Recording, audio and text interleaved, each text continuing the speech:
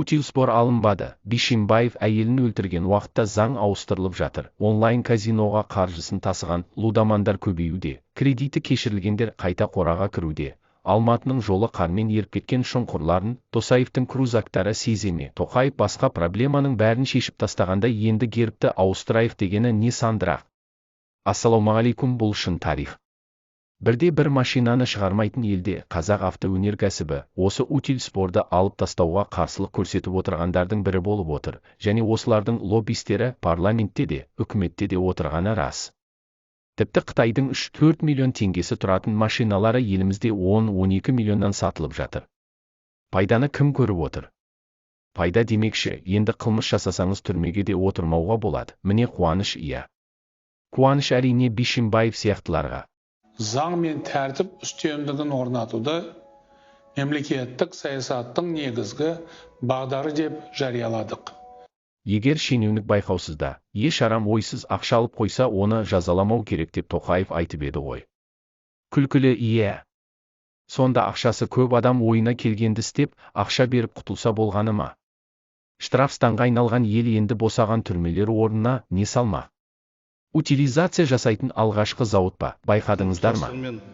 Жаңа Қазақстан депутаттары карьера басында лудомания тақырыбын жиі қозғайтын еді. Ал қазір қойды. Неге?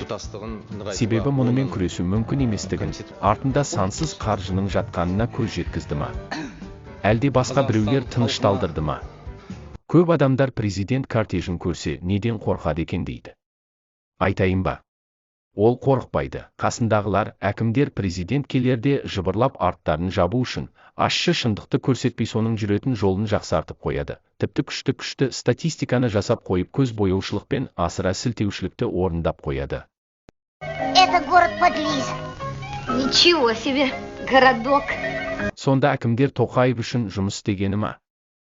Екінші, елбасымыз 5 тілде сайрап Қытайды да, француздарды да, ағылшындарды да таңғалдырып, қазақша әрең сөйлегені былай тұрсын. Гербті ауыстырғаны қалай?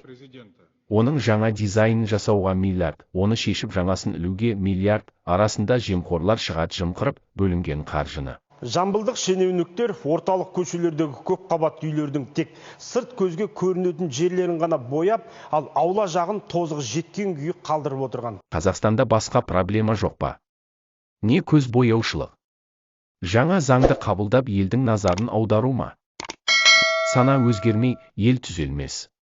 Қазақша арнаға тіркел, қолдау көрсет.